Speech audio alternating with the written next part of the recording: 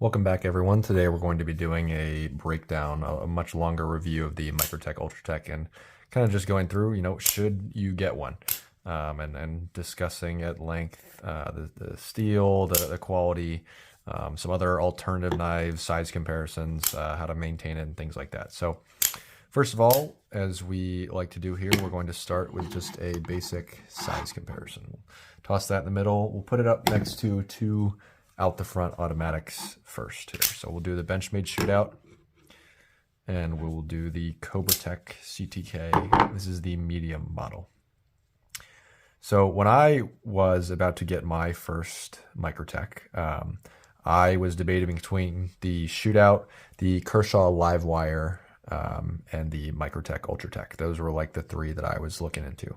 And ultimately, you'll see here, I ended up getting the Shootout just because I got a fantastic deal on this. Would not have got it if I didn't get the deal that I got. But I do really like it. That's for another video, though. The Ultratech ultimately was the one that I picked out of the three of those, just because I was able to hold all of them, just kind of see what it felt like, what the action felt like, the quality of the build. I took the brand name and warranty kind of into consideration. Now we'll keep going with the size comparisons here while I'm talking about this, but that was ultimately what made me pick the Ultratech. Just feeling all three of them in hand, just being able to feel the quality that's there and just see it. That's what led me to the Ultratech. So now that we're done with the size comparisons here, I can talk a little bit more about the Microtech Ultratech. So when I first went in to hold these, this is actually the second Ultratech I got. The first one had a lot more kind of give in the button. So we'll see.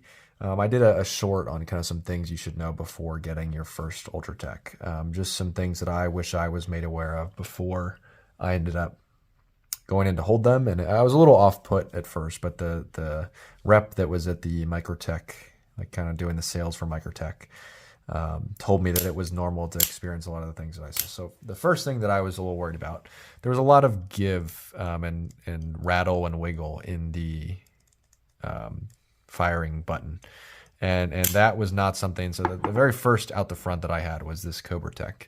On the more entry level side for an out the front automatic, but the button does not have any rattle or play at all. You can see I can't wiggle it at all. I can't really move it. It doesn't move, and it's very snappy. As soon as you get over that wall, it will fire. But there's not. The lead up is very stiff up to that point. Now, with the Ultratech, the lead up is relatively smooth and simple, and then there's a big wall right there, and then you fire it. Same with kind of coming back. So the coming back is a lot of give, and then it will retract and close. Again, with the Microtech, there's really not that much. Show the inside there. There's not a whole lot of give, so this just feels a lot more stiff, and it was not something that I was expecting when it came to this. I didn't really know. I'd never held one before, so I didn't know what to expect. But that is something to be aware of. The button will rattle a little bit and all that. Now the blade, like when you shake it, you'll hear there's no rattling or anything like that. But when you shake it, when you wiggle the button, it will. You kind of hear that, and I don't know if you can see it, but there's a little wiggle. Now, the reason for that is so there's a lot more room for error if I think dirt or other kind of gunk gets in there. It's a lot more forgiving versus the Microtech. If you get any dirt in it, it might stop firing. Similarly, with the blade play and out the fronts, that doesn't really bother me on out the front knives, just because it's inevitable unless you're spending a very significant amount of money to get a certain brand that maybe doesn't have that. But that doesn't bother me. That's also so if there's any dirt or other stuff that gets in there, there's some room for error in terms of the firing. It will allow interruptions to the movement inside of the internals and things like that to prevent it from misfiring. And in talking about misfiring, that's another thing that I was a little wary of. When I was in the store and kind of holding some different ones and just looking at the different colors and blade shapes and styles, I got a misfire on like 2 of them. And I don't think I've ever had a legitimate misfire with this Cobra-Tech. Maybe because I put it back together wrong or something, but I never really had anything go wrong with it. It was very snappy. You'll see. So if I hold them up side by side, we'll go all the way up. Try and do them at the same time here. The Cobra-Tech just seems a little bit snappier. It seems like, you know, the spring is a little stronger and it fires and retracts a lot snappier than the Ultratech does. So that was something that, you know, I'm holding in the store. I'm in the store. I'm holding like a $300 knife, and I get a misfire. You know, that's pretty off-putting.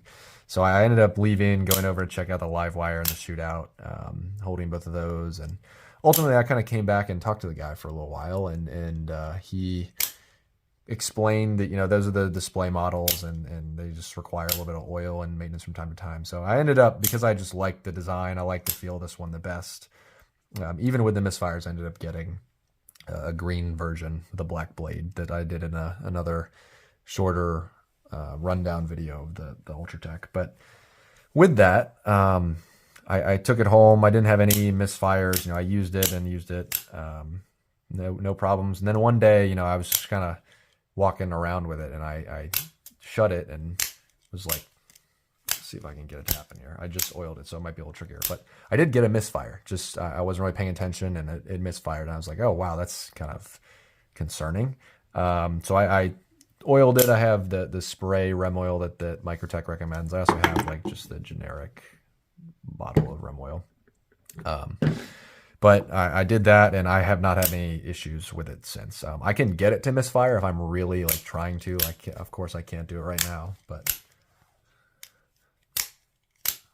yeah, I can't do it right now, obviously, because I'm shooting a video. But it will from time to time misfire, which is not, you know, it's not that big of a deal because it happens so infrequently, and it is solved with just a little bit of compressed air and oil, like Microtech recommends.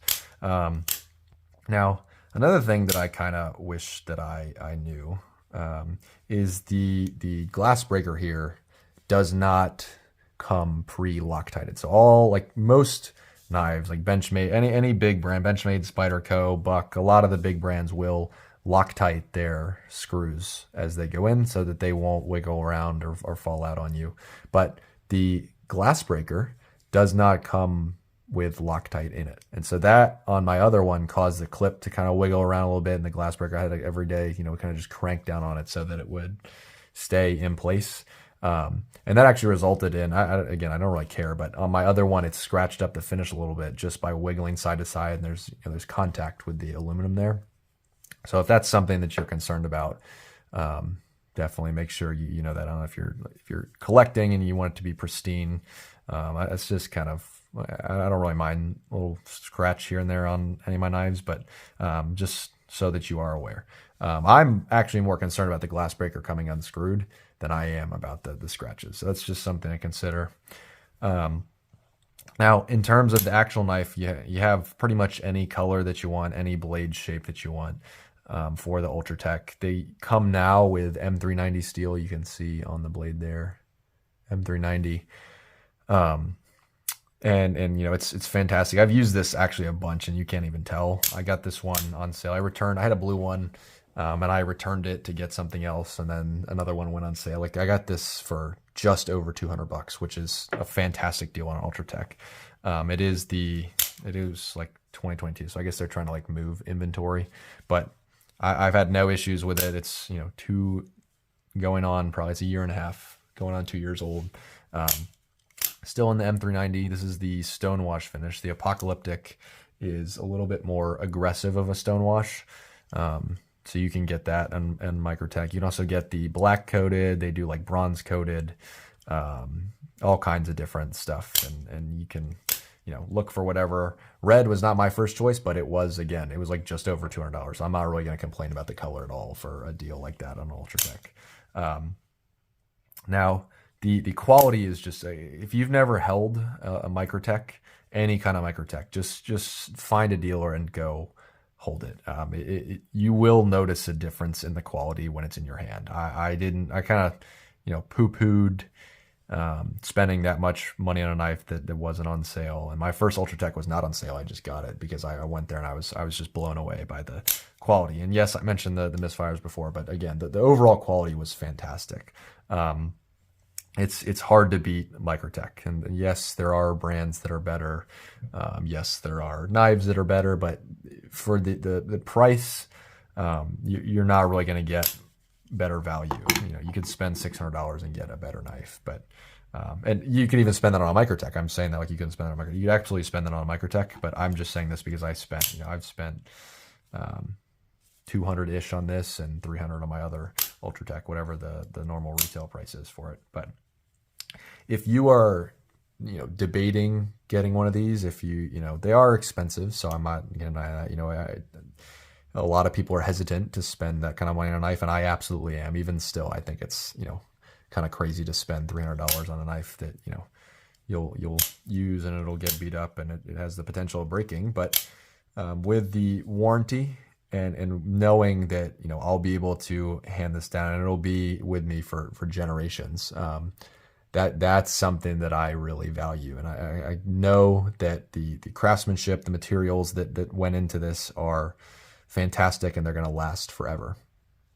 And again, made in the USA. If you follow the channel, you know that's really important to me. They make, I think, a lot of their parts here in the USA. I don't want to say 100%, but I'm pretty sure it's a vast majority of the parts are made in the USA. These are manufactured in the USA, which I think is fantastic.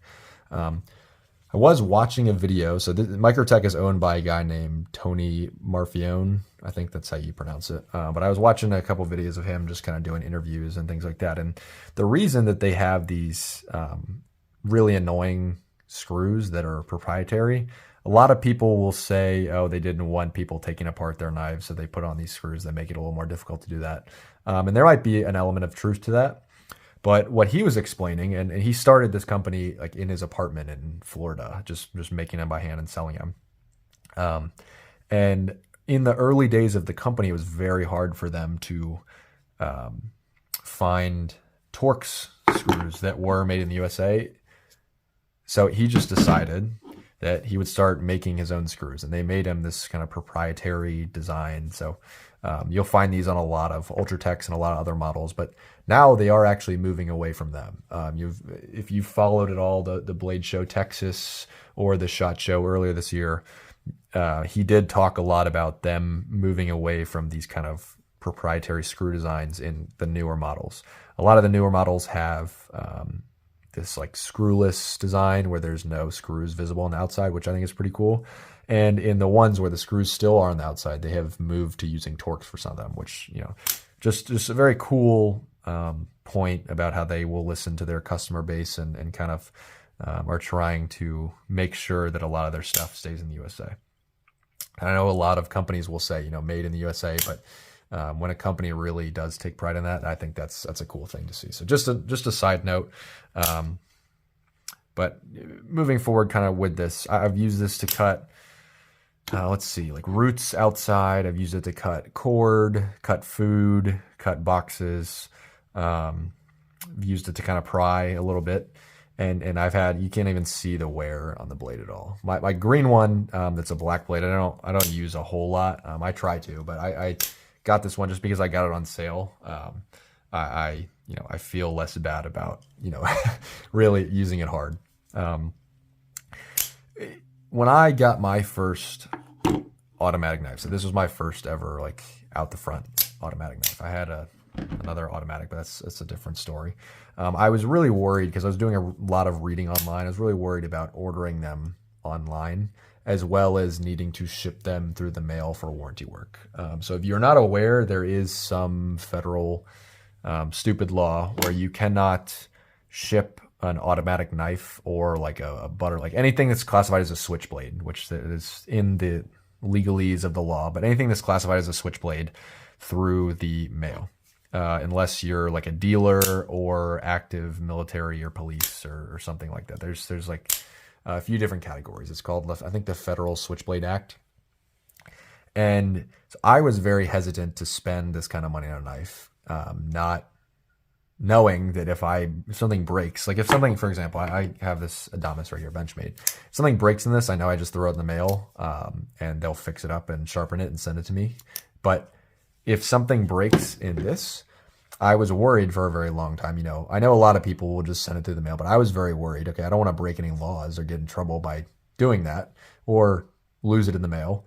I would be way more hesitant to send this in and get it fixed than I would just with, you know, a generic Benchmade folder. Now, a lot of people, again, still will do that, but it seems silly to me to spend that kind of money on a knife where if something were to happen to it, it would break. However, when I got this, I spent a long time talking to just kind of one of my local dealers, and I didn't know this. I just, you know, maybe people do know this, maybe they don't, but the dealer told me that at least at this specific company, you can give it to them and they will ship it to Microtech, and Microtech will ship it back to them and you can pick it up. So you personally do not have to be liable for mailing this through the mail, which I think is fantastic. So that immediately I was like, okay, like I feel so much better about getting this.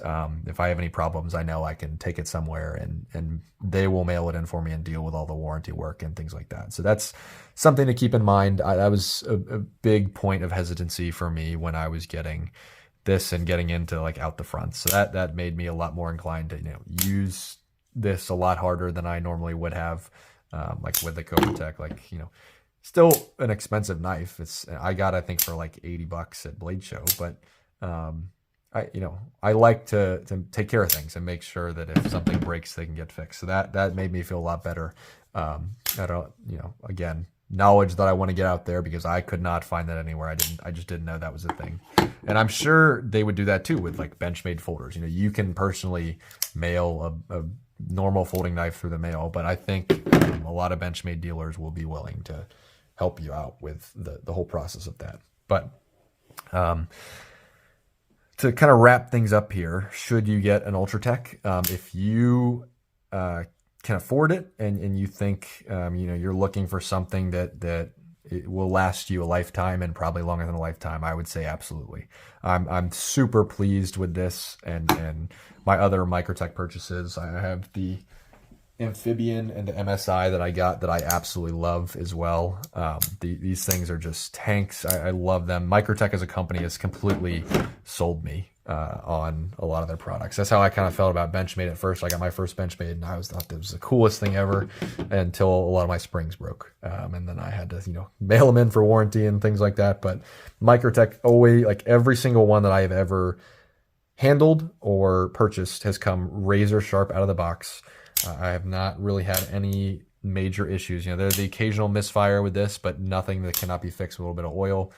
And I've interacted with their customer service. They were super friendly, willing to help, just to, you know, kind of ask them some questions about some concerns I have with other knives. But I really, really, really enjoy Microtech products and using them and you know, just having them. I think they're fantastic to have. So in conclusion, yes, I would say you should absolutely get an Ultratech if you're on the fence about it.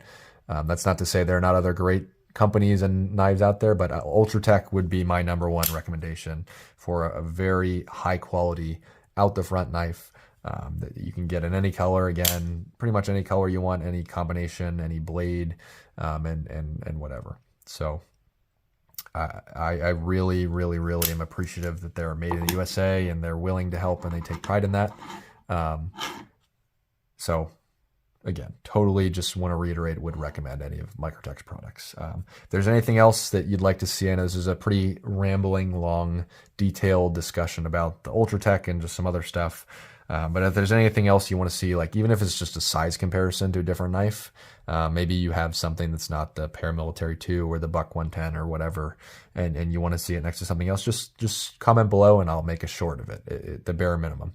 If not, make a whole nother video talking about that. If there's any questions you have, anything else you want to know, anything else you want to see, just leave a comment.